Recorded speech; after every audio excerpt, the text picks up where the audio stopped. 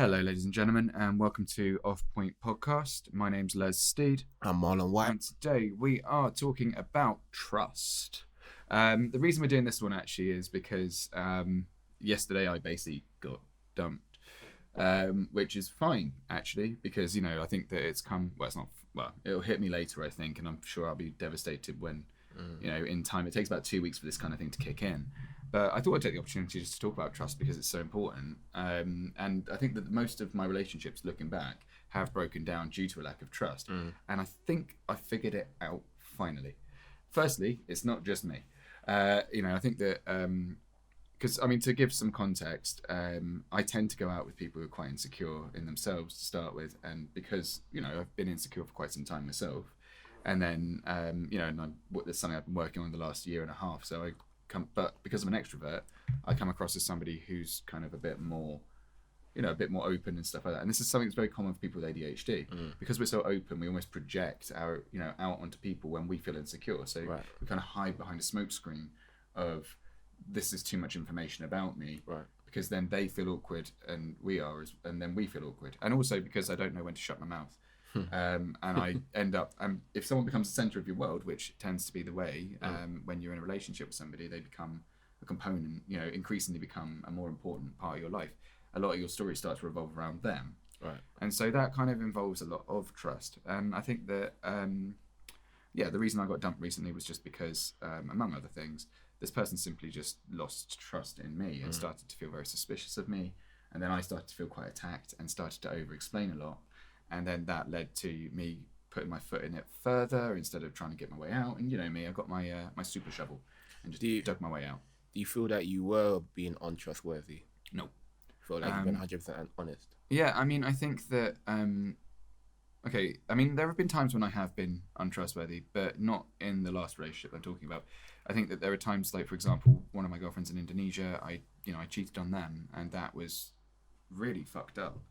Well, both of them actually I did, and I've really regretted that now looking back, because I was 23, 24, and I think that at the time, I didn't see any relationship out there as something that was going to lead to marriage. Right. So you're a lot more casual with people, and it was, you're out there to have fun. I fell in love with somebody, I stayed there a little longer because of that, so I think that, while there was commitment, that kind of attitude starts to build distrust. But but the thing is that now I've been back in the UK for a while.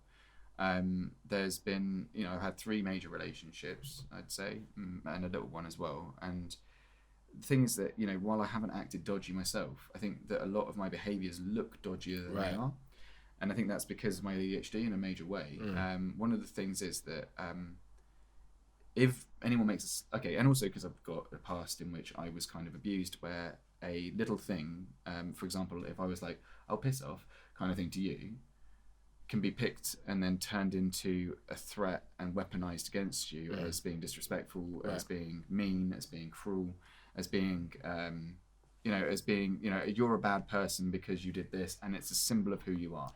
And it goes from a casual comment that was insensitive, which I'm prone to doing all the time, to this is a reason to not trust you. And then they ask you about it, and half the time I don't even know I've said it, and then I end up in further, trying to figure it out while I'm talking, and that leads to me sounding like I'm making stuff up.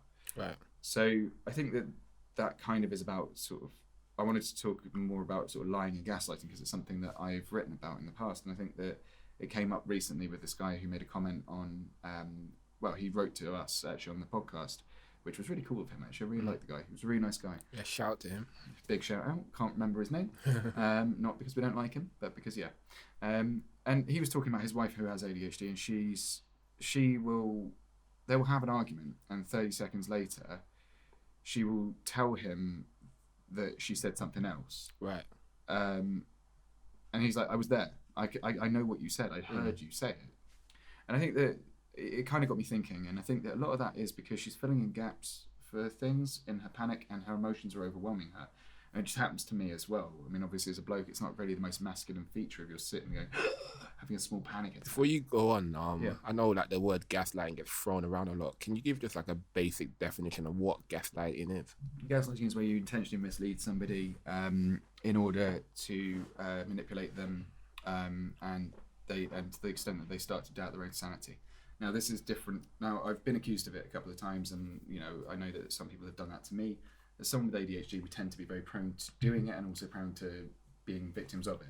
But when we do it, it's as a result of our neurology, not because we're being mean, not because we're trying to be manipulative. It's because we genuinely don't know what the truth is, and now our emotional impact is, the emotional impact of what someone's suggesting. We're very open to those suggestions, and then you kind of replace the truth with a false memory. Right. So an example of that was recently, my now ex-girlfriend said that when we were at a bar together with some friends of mine, I was linking arm in arm with her, with a random woman as I came out of the bar, and went, "Oh shit, there's my girlfriend.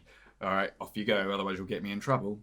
Now, I thought that sounds like something I would definitely do. I checked it with my friends. That is something I would totally do because I'm a bit camp, and when I feel awkward, I get even, I'm a bit drunk, bit camp, whatever, And to me, that's just a bit of pageantry. It's just me being silly because to me, it's so obvious that I care about this person. That this person, complete stranger, doesn't.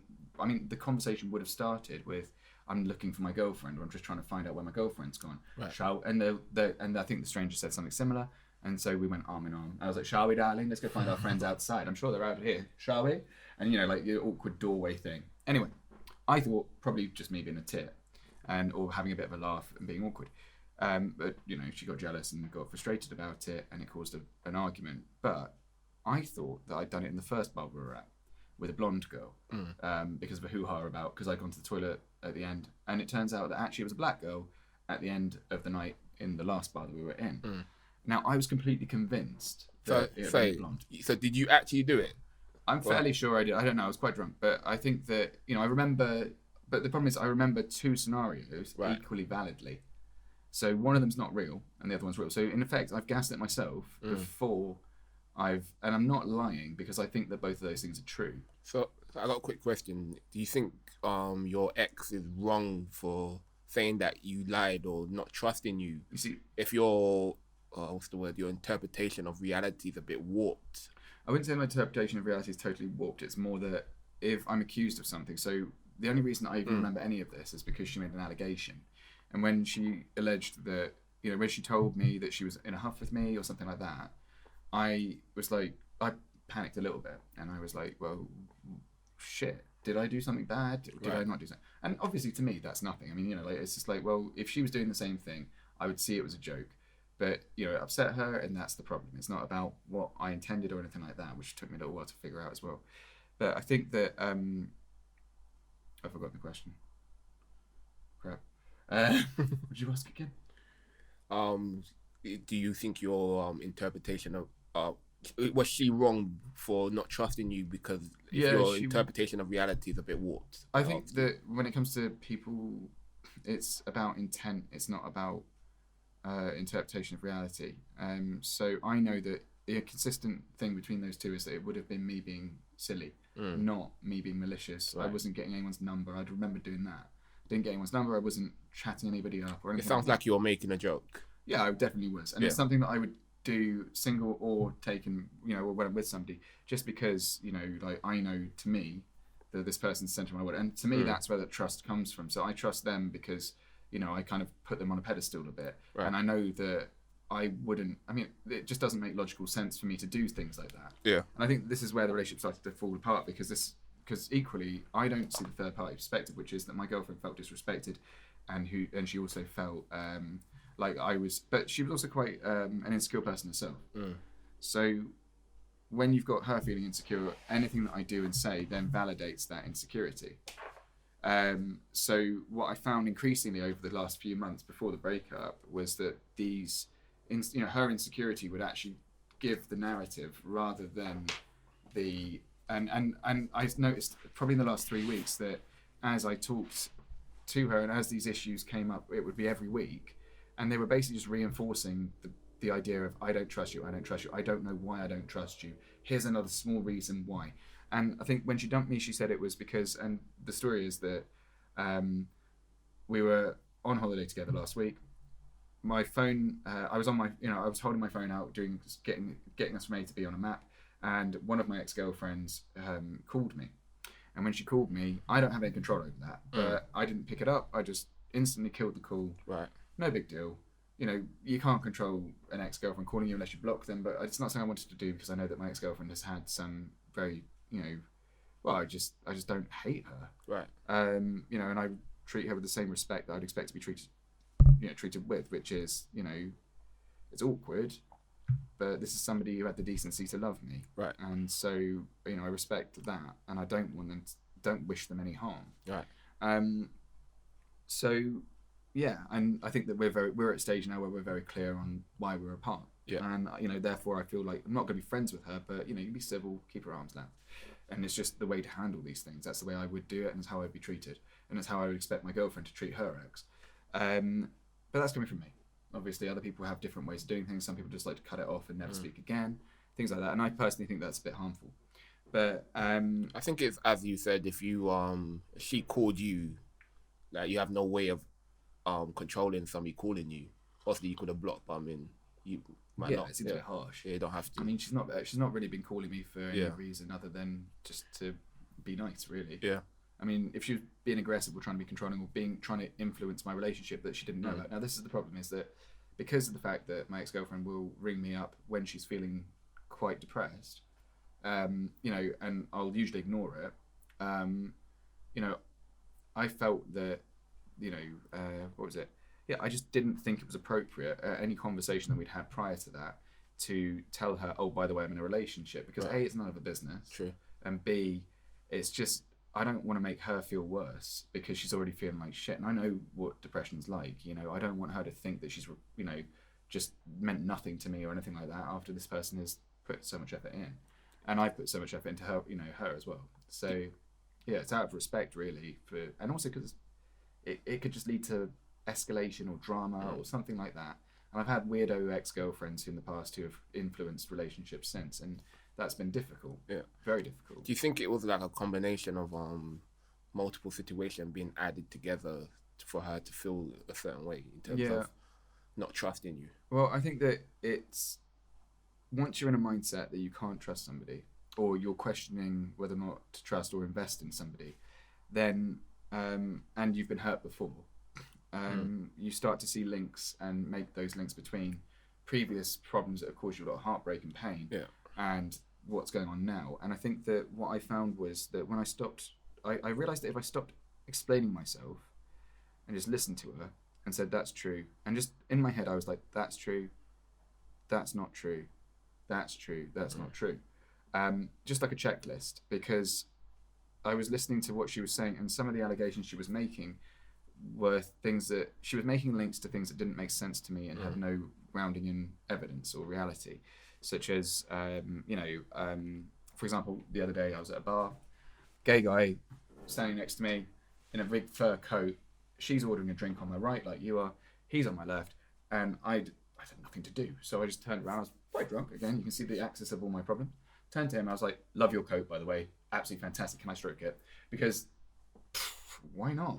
And he's like, oh yeah, it's great, you know. I'm like, where did you get it? It's amazing. I was like, look, babe, check out how furry his coat is, you know, that kind of thing. It's like, you know, like, or if there's a dog in a bar, I'm like, hello, you know, similar thing. I'm not comparing gay people to dogs, but you know what I mean. Like, you know, like it's a distraction. It's something that's fun and interesting, and I want to find out about it, because that's why I'm a journalist.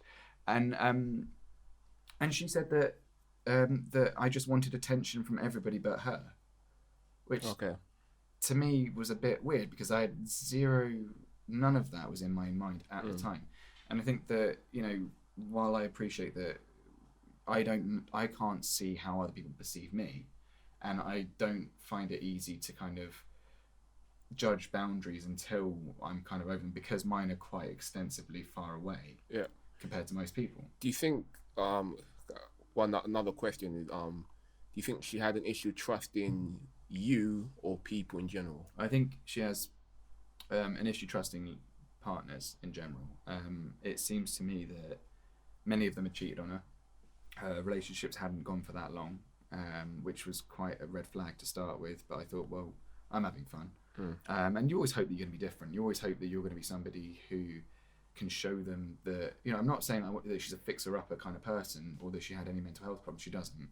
But it's just that you kind of want to reassure them because you feel like, well, why do you feel insecure with me? And I think that often it's a case of, firstly, you can't fix people, Right. which is something I had to learn again a few times. And I think that also it's up to them to kind of come to the conclusion that you are somebody that they want to trust. But it is very difficult when you want to have a relationship with somebody where you're not constantly treading on eggshells. And I think that so another thing she had to go at me for was once I was outside, it was New Year's Eve, great night out with all her friends. I was chatting to her friend's girlfriend who he'd been with for 4 years. We were outside comparing we both had vapes. We were comparing vapes and having a chat about, I think it was about her culture or something. It was an interesting conversation. I was out there for about 10-15 minutes and I looked through the window at my girlfriend. Apparently, I didn't think anything of this. I remember being in the conversation, but she said that I was looking to get a reaction from her to make her jealous. Right. Which doesn't make any logical sense to me because if I wanted her attention, I would just walk past her because I was smelling good that night. But, based on what you told me, it sounds like there's a lot of issues that she's bringing from other aspects of her life, other relationship, failed past relationships into the new relationship. I think the whole thing about relationship is that you have to start anew each time. You can't bring in the past into the relationship.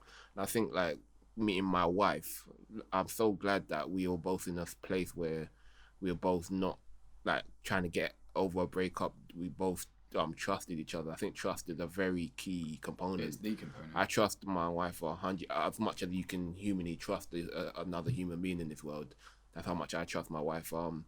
My wife goes out, like she'll go out with her friends and all that, and then we were talking the other day where like she was out with her colleagues and her work colleagues, and then one guy was like he has to check in with his wife or whatever, his missus, when he goes out and all that. She's like, if she's making dinner, then fine. But... She tells me that she's going out and everything, but I trust her 100% that I don't need to like check up on her. If I felt that I needed to check up on her, I wouldn't be with her. Yeah, that'd be weird. Yeah. I don't feel like I need to look for a phone.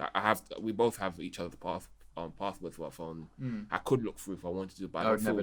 That for me is a huge red line because it's like I've had that in the past where an ex looked through my phone and continually made these allegations. I was cheating on her when actually I was looking after my nan. In fact, you remember her from university. She's the one who caused all these. I think not insecurities, but she caused a lot of damage in the long run. I feel like if you get to a point where you don't trust people, I think you need to do some self healing. I don't know your ex, so I'm just going on based on what you told me.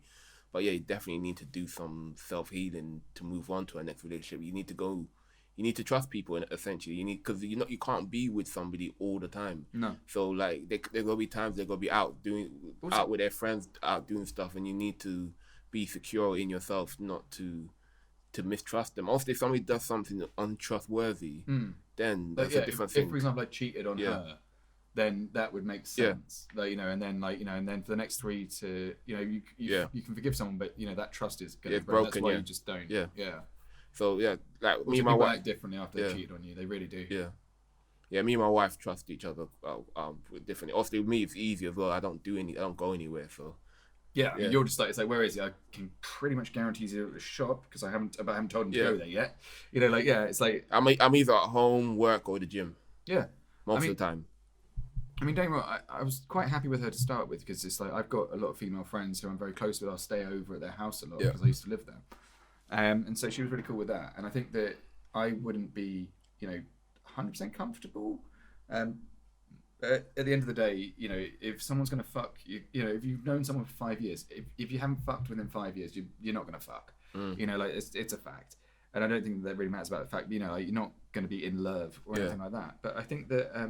I think me and my wife also said it's like, it's important, like, we both have, like, I have female friends, she has, like, male friends as well. And it's like, it shows that you can interact with the opposite sex without I would find it really strange having to jump into bed with them just because you're a man, you're a woman, so we must have sex. It's not really the case all the time. I know a lot of people say men and women can't be friends, but I think that's bollocks. Yeah, you can be friends depending on the situation. The people who say that are the ones who tend to fuck their male friends, or their female friends. Yeah, Like, yeah, and they're always quite attractive as well. I mean, But most time in those situations, you're probably not really friends, though. You're probably just was looking. You either got friend zoned, or you probably most likely was always looking to jump into bed with them. yeah, Anyway. or like one day they got attracted. Yeah. Like, oh, this is weird, and then it caused a thing. Yeah, but it was like either one or both of you weren't really like friends. No, like, deep down.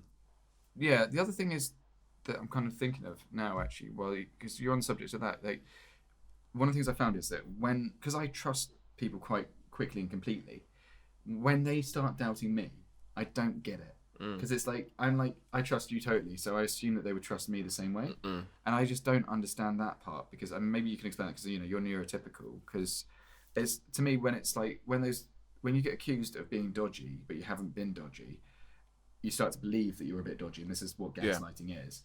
But also, when you start to think, it's like, like, well, why don't you trust me? And then they don't know.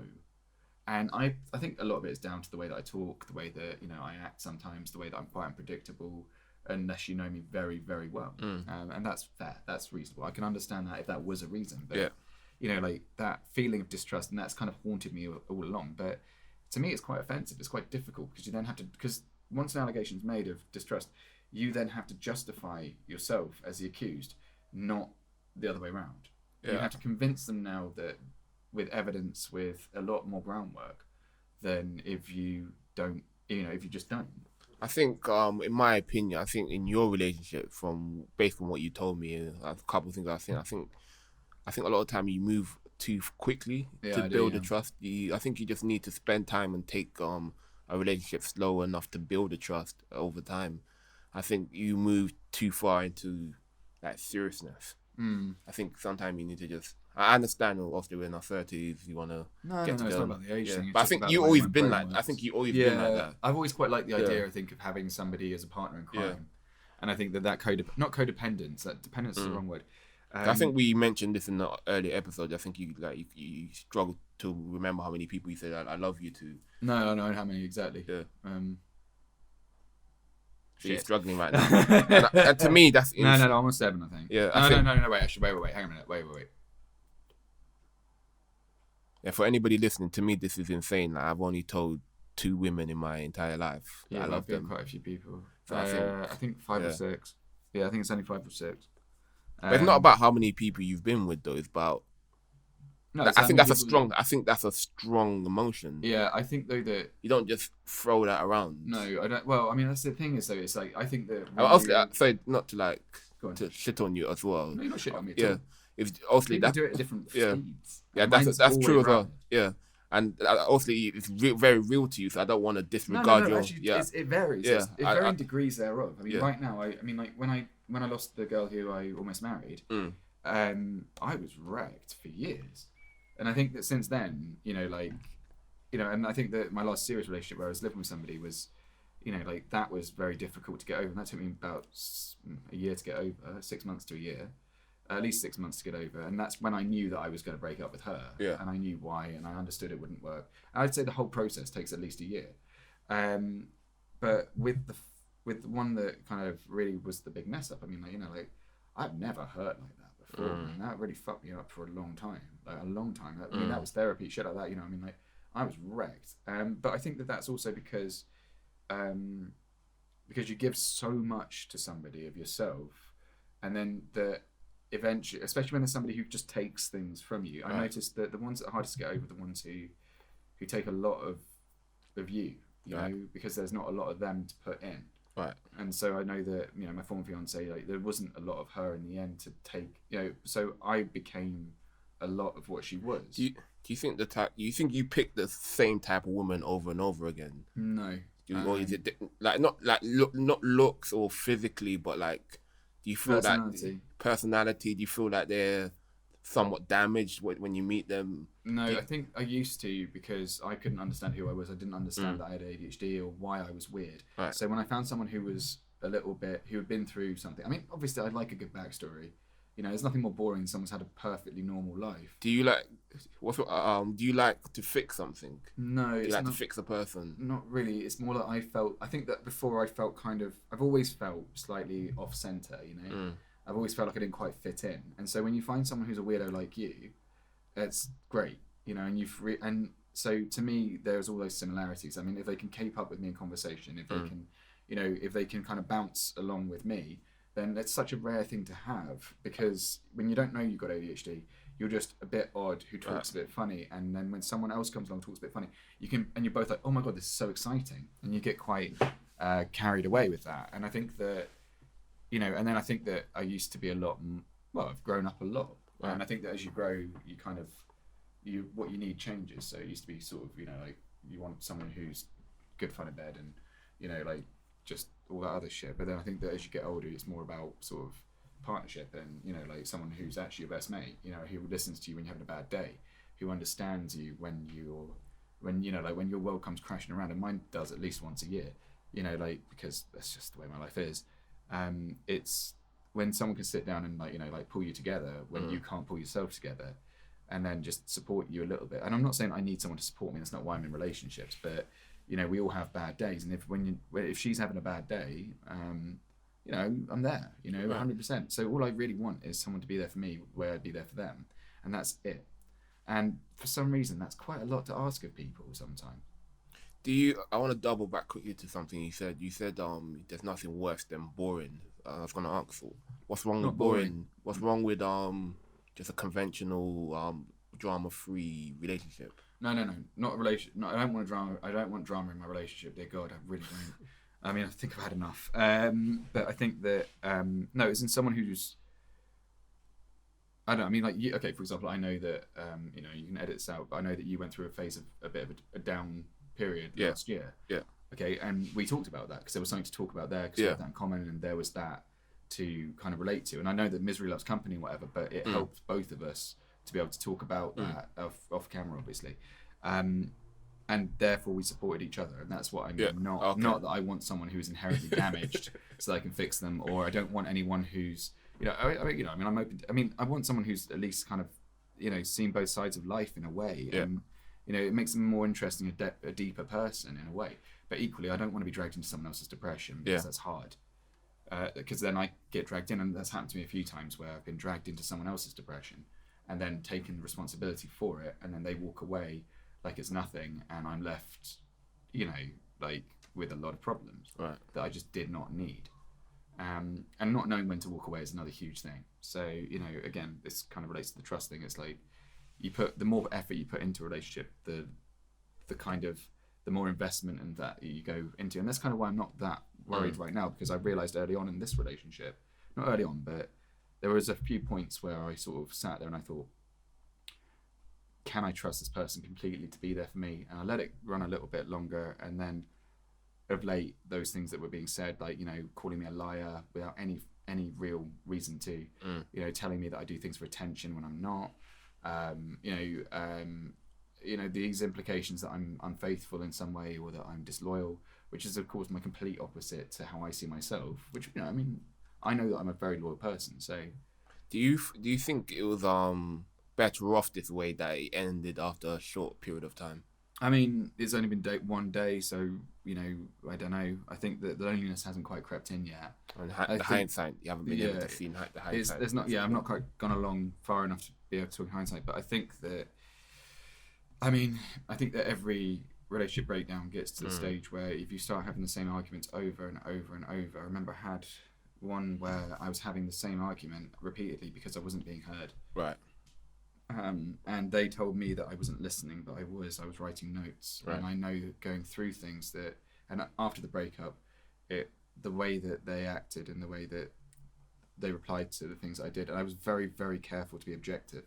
And this is a big decision to make. When you leave somebody, it's a big decision to make, because you're changing your life and their life, and that's a big deal. Obviously, in this context where it's only 6 months in, fine. Not fine, it's shit. I'm not going to lie. I'm not going to pretend that I'm not hurt. I'm pissed off as well. Understandably, it'd be nice to, I don't want to feel like shit. I don't want her to feel like shit either. But every time you have an argument, it kind of just adds a little bit of weight. And that weight is underpinned by the idea that you're untrustworthy. And that is something that I'm now learning to protect myself from, so I don't end up in a position where I feel like I'm inherently untrustworthy. It's less about that. It's more about the fact that this person simply didn't trust me. and that could be for multiple reasons, including but not limited to themselves. And I'm not saying it's her fault to not trust me. I'm saying that I'm sure that there are my behaviours that she didn't quite, like that she saw as untrustworthy. Right. Does that make any sense? It does, yeah. Yeah. So moving forward in your life, obviously we spoke in the last episode about you getting your property gonna move in very soon, and now you're a single man. Is there anything different you're gonna do this time? Do you think you're gonna take the time to heal, to do you, bit of me time? No. Yeah, I mean, or you're just gonna jump back into another relationship?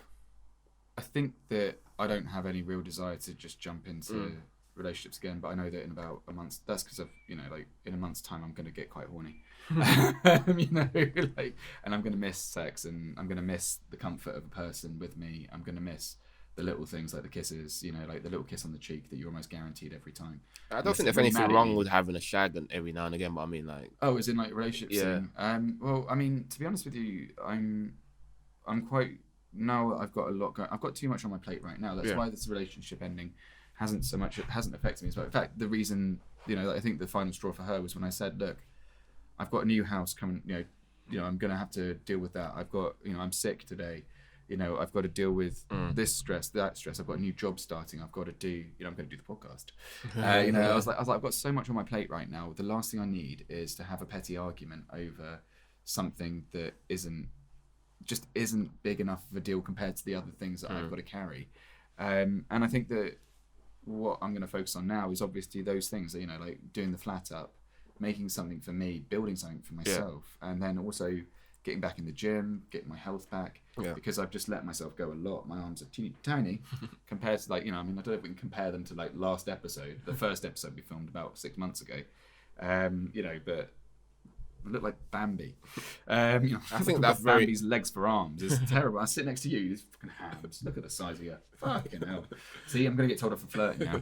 See, oh wait, can't get told off. But I think it's very important. I said this to you before. Like, I think you kind of, from I known you, you've always been like you break up with somebody, then you're with somebody else, and I always thought like you haven't had enough time to heal properly, and I think that's very important. You need some time to heal mentally and emotionally. The problem with time taking a heal is that time takes ages, and I think that one of it the does. Things, but also, but when you do heal, you've healed, and you're over that.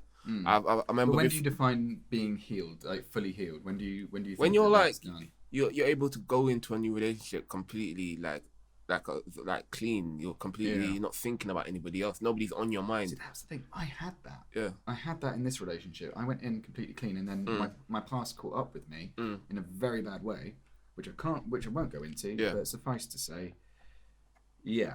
I mean, it was terrible. I don't think you was clean enough. You needed to completely be just away. I mean, I felt clean at the time. Yeah, you felt it, but I don't. Yeah, but then you never know how clean you are. Not to go into your situation, that shouldn't happen. It should not have happened at all. Yeah. That the bad things should not have happened at all. But then again, I can't control someone else being mental. No, you can't. But I mean, and like what happened was completely unexpected. Yeah. But let's not go on about it because otherwise people are going to start having more interest in what happened. But yeah. I think that. Yeah, I think that if you're can't remember. Yeah, about healing and time. I think that spending some time to yourself is hard. That's especially why when you're not used to it. I think it's that filling the gap of your time with yourself when before there was them. So, for example, who am I going to text now? I'm going to be bored. Yeah. And that's what leads me onto dating apps because I just get kind of like my fingers just get a bit bored. You do get there inside doing nothing. It's like, oh, I wonder if I text this person. I remember from my single days many years ago now. Eons ago. Yeah. Back before there was a Mrs. White. Yeah. I just remember, when you're single and you're like, I want to go to the cinema. But I don't want to go by myself. You miss that little thing. Yeah. Those little dating things that you can't do anymore until you don't feel comfortable doing as a single person. I can't imagine going to cinema. Yeah. Apparently, it's a really healthy thing to do. It's not bad, I've done it once. I've done it twice. I wouldn't mind going on holiday on my own. Yeah. For some reason, that's fine. But that's because you're meeting other people all the time. I couldn't do that little thing. But I've done cinema twice on my own. It's awkward as fuck for the first day. A small cinema. It's not too bad. Because in the cinema anyway, you get your food and then it goes dark and then nobody gives a shit really. Yeah. Yeah. And also, I mean, everyone's there to watch a movie. I can't Yeah. imagine anyone going, ha, loser. Look It's at like, this what the guy. fuck's your problem? But You know, like, he's on his own. Yeah. Although the worst one is though when you've just had a breakup and everyone around you's in a fucking couple, and you're like, there's just a gap next to you because of COVID, and you're like, one is the loneliest number. I have noticed a couple of times in the cinema where, especially if somebody's laughing loud by themselves, like you just see that person by themselves, and you're like, oh, you're by yourself. Yeah, Loser. I can't. I think that's because I'm always like, because I'm an extrovert. I always like being around people as well. So I always feel so awkward when I'm on my own. Yeah. Not just. I mean, this isn't related to me being in a relationship. I mean, in general, like socially speaking. Like, there was a point where I would get so anxious about being on my own that I didn't want to go to the shop on my own. I felt it as a big step forward. Yeah, but that's also because that particular ex-girlfriend wouldn't leave me alone. Yeah. So everything I did, she was there. It was like Yoko Ono and John Lennon. I had a friend like that. I remember he wanted to buy a hat or something small from West End, and I remember he dragged me along. He's like, I want to buy a hat. I'm like, go and buy a hat then. It's he's a damn good hat, man. Fuck you. I'm like, go and buy a hat. Go and buy a hat. And then he's like, oh, I can't go by myself. I'm like, why? He's like, oh, well, to be fair, if you're going to buy clothes, I would rather go clothes shopping with someone else just for a second opinion. Oh, but like for me, you can't trust the salespeople, man. They've got that same friend I bumped into. What was I doing? I was returning a jacket to Next, and I bumped into him in West End. That same guy that may dragged me along to buy a hat, and I bumped into him. He's just like, he saw me. He's like, oh, who are you with? I'm like, by myself. Yeah. And he kind of like, I'm an adult, mate. He kind of looked at me weird, but I was just like, yeah, I'm just returning. I don't. Yeah, it's like I've got a receipt. Yeah. This thing's gonna expire in a week. Like, I don't need to drag somebody along just to go to the store. It's just like the missus told me to go.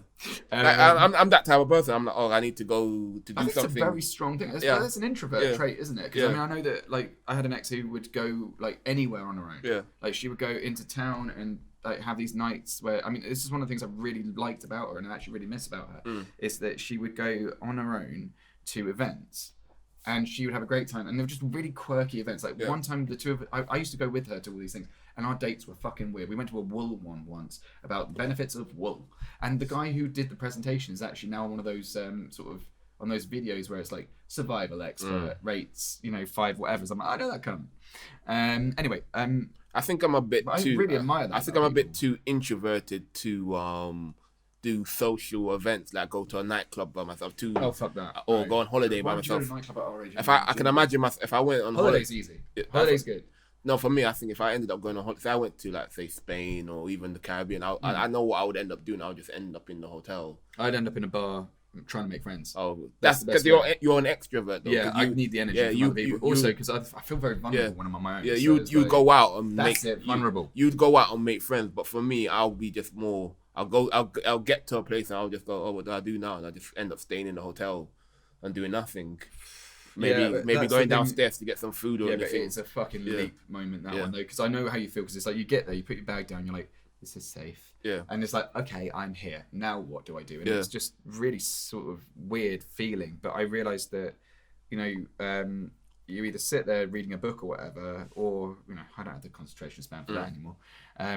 But I found that, because I just kind of would sit there and I'd feel fidgety and awkward. So I'd need to do something with myself. And then I end up going for a meal the first time. I was in Bruges about 2 years ago. Big breakup. Just lost my job. Feeling like shit. I just decided, fuck it. I'm going to take the motorbike. I'm going to go across Europe. Because it's something I'd wanted to do for a while. I decided just on a whim, 24 hours later, I'm in Bruges. My friend was furious because I just knocked on her door. Hi, it's me. Fuck you. And I'm like, sorry, I forgot to turn off the oven. But anyway, so yeah. But I met this. But I went out a bit, walked around a bit, felt super awkward. I was messaging my then girlfriend.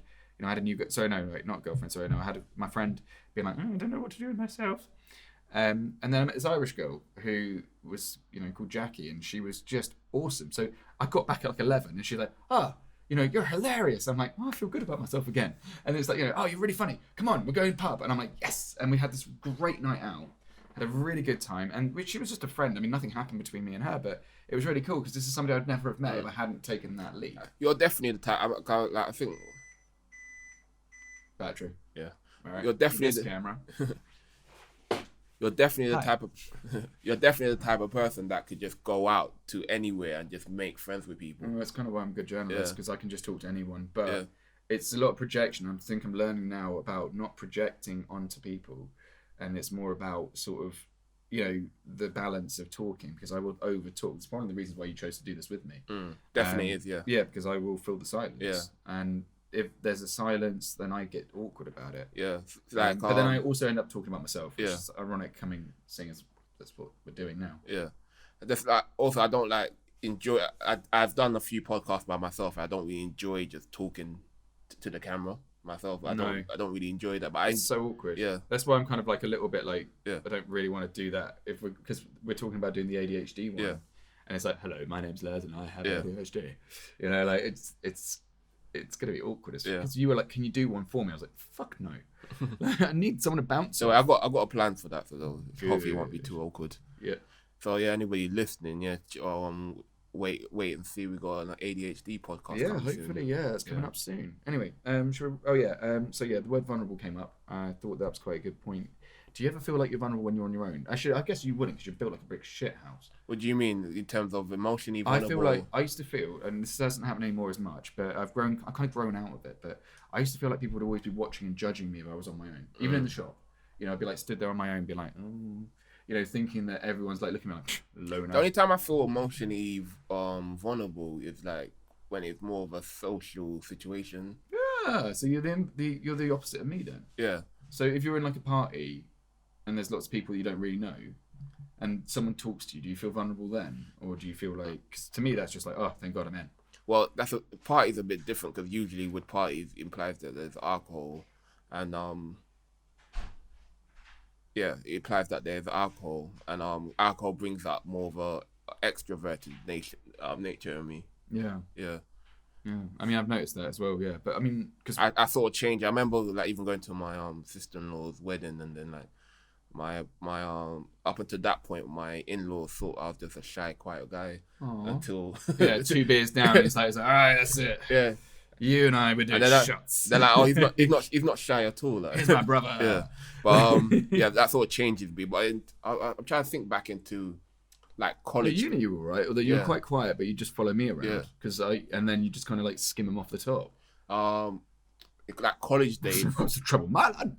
Like college days where you don't, like if you have a free period and your friends are in their lessons, so you have nobody to hang around with, so you have to awkwardly sit in the common room like, please don't look at me. I don't have anyone to talk to. Yeah, it feels a bit awkward there. Oh god, or like hide in the or library.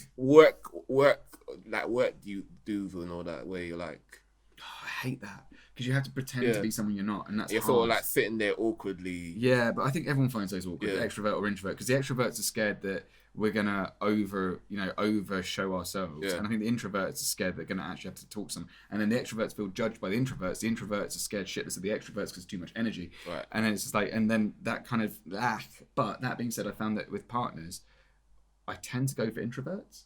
Like, actually, no, that's not true. No, I think I've had a couple that have been.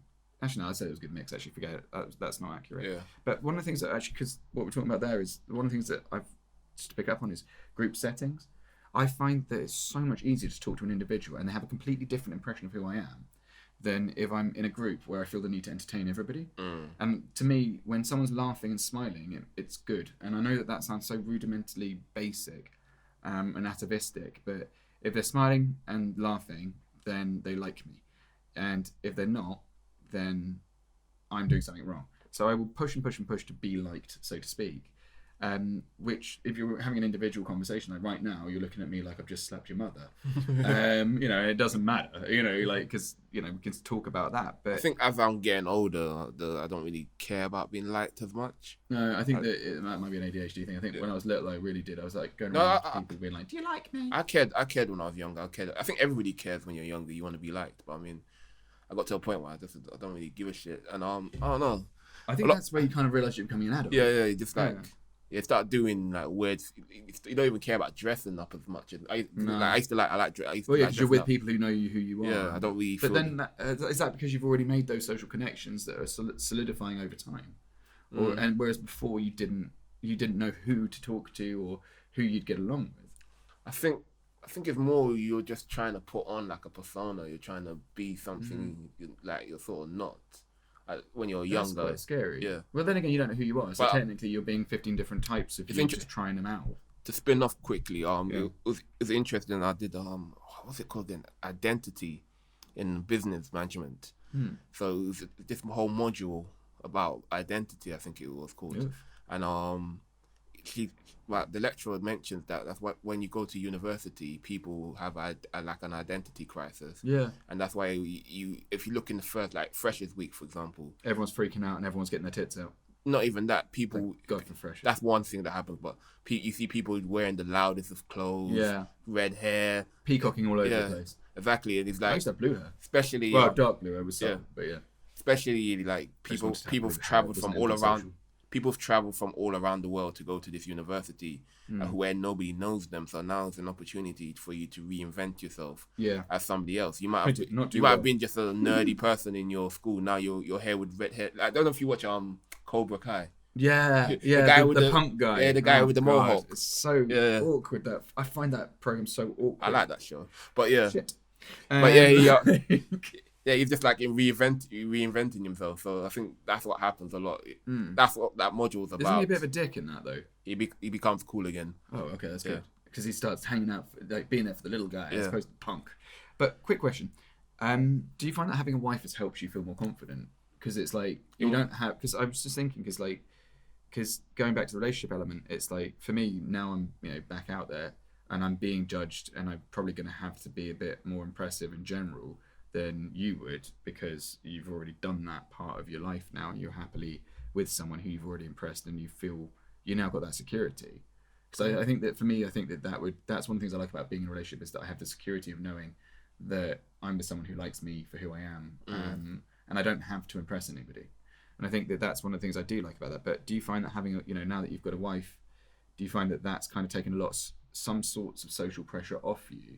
Because you don't have to. Yeah. I guess when I go out, it's a lot different being not just married, but in a relationship. Like I go out now just for fun, as opposed to trying to find a girl or trying to impress somebody or something. It's just for fun now. I can't imagine something worse than having to do that again. I can't be arsed. It's a lot different that way when you're just going out for fun. It made me enjoy, like going to the club. I'm old now. This is horrible. Yeah, just like going to the club, and it made me enjoy that a bit differently now, because you're there to dance with your mates. And it doesn't matter if it's just you and the lads. It's like before, when you went out, and if you don't like meet a girl, get a girl's number or pull a girl, it felt like a failure. This is back in 2010, by the way, so it's not not necessarily now. Because now you just find them on the internet like they. Yeah, that's true. This is before online dating. But like before, it felt like a bit of a failure if something didn't happen on that night. It felt like I used to clean up. Yeah, I mean, I really did quite well. I mean, there was plenty of fish. Not to toot your own horn. Huh? No, I mean, I was single for all of 6 weeks, and then it happened. But yeah, the event. But that's how it used to feel. You felt like you felt, but then, in a relationship, when you go out, you're not thinking about that. You're just thinking about if the music's good, the alcohol's good. It's like for me now, like when I go out, like if it's past 1 o'clock, fuck that. Yeah, for me, like music and all that is like more important now. Before I go anywhere, it's just as long as they're women. But like now, if the music has to be good, the drinks have to be a reasonable price. It just have to be a good time. Yeah, you're there. It's like a wedding. It's like you're there to celebrate. Meeting loads of people. Then you go home. You go home and you just had a good night. And that's that. And I actually, especially if you went out together as well, that's lovely. I love that, because it's like then. But what I miss about being in a relationship. Sorry, just to jump in, didn't mean to cut you off like that. But it's like when you go home and you've got someone to cuddle. That's the thing. Is that I wouldn't, not security, but it's that sort of making you feel a little bit special. There's the two of you being special for each other, and I think that's what I really like about being in a relationship the most. Yeah, I think also we've got to go back to the whole club thing. You don't have to spend the whole night talking to some random person. You can retreat to the missus. Yeah, you don't have to do it. You don't have to do that anymore. You can just enjoy yourself. You don't have to spend. I'm gonna spend all night talking to this girl. Also, being judged by people is exhausting. I make shit first impressions as well. I mean, it's awful. And then also the whole thing of like, can you hear me? What? I used to hate that. Yeah. This is honestly, I just take up smoking so I can talk to people at one point.